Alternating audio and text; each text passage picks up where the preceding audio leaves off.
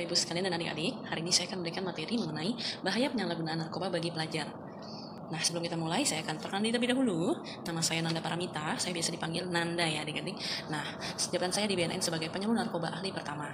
Saya sudah menikah dan agama saya Islam.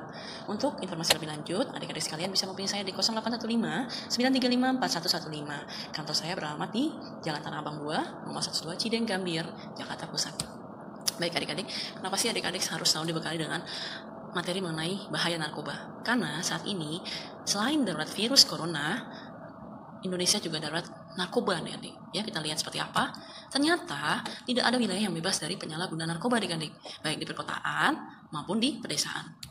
Apa sih yang ditimbulkan dari narkoba ini? Ternyata kita temukan setiap harinya ada sekitar 40-50 orang meninggal dunia akibat bahaya narkoba. Nah, selain itu, kerugian yang ditimbulkan oleh narkoba itu sendiri yaitu sebesar 84,7 triliun. Banyak ya adik-adik ya. Nah, kita lihat nih sebenarnya sabu, ekstasi, kokain, ganja, dan jamun ajaib sebenarnya boleh nggak sih dipakai? Nah, sebelumnya kita harus tahu dulu nih pengertian dari narkoba itu sendiri ada apa aja. Narkoba itu ternyata adalah singkatan adik-adik. Narnya itu ada narkotika, kunya ada psikotropika, dan banyak bahan adiktif lainnya.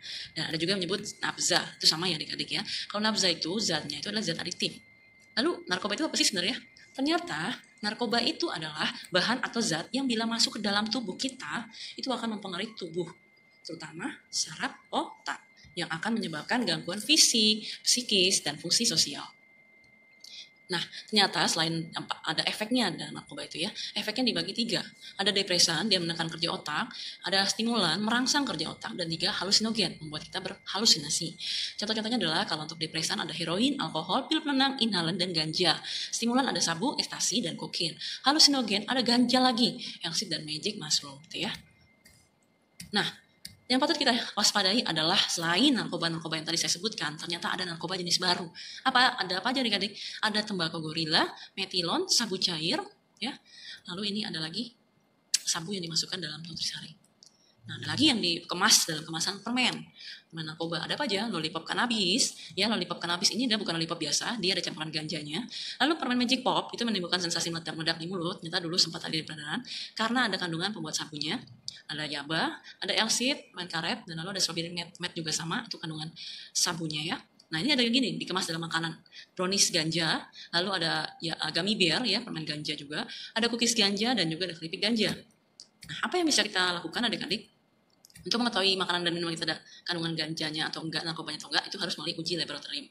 Nah, yang kita bisa lakukan cukup mengamati setiap kita membeli makanan dan minuman kemasannya ya. Selalu ingat nih, pastikan memiliki izin dari Badan POM. Kenapa? Karena Badan POM adalah Badan Pengawas Obat dan Makanan. Mereka yang memiliki wewenang mengeluarkan makanan itu layak dikonsumsi atau tidak ya. Pastikan juga kemasan dalam kondisi yang baik, baca informasi label produk, dan tidak membeli kadaluarsa ya. Lalu dampak dari narkoba itu ada apa aja sih adik-adik? Ternyata dampaknya itu ada 3. Dampak fisik, dampak psikologis, dan dampak sosial dan ekonomi. Dampak fisik seperti apa? Kita lihat di sini ya. Ini adalah efek narkoba bagi kesehatan fisik.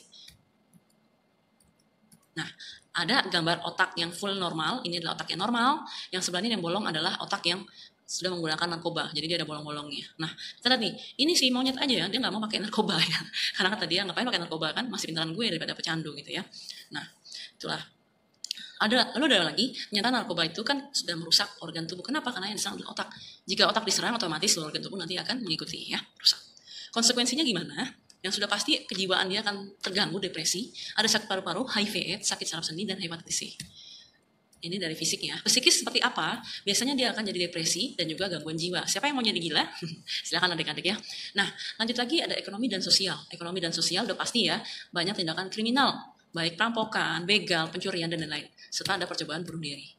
Nah, lalu apa yang bisa kita lakukan apabila ada keluarga, kerabat, tetangga yang sebagai penyalahguna narkotika? Adik-adik dapat melaporkan langsung ke IPWL, Institusi Penerima Wajib Lapor. Untuk diapakan? Untuk direhabilitasi.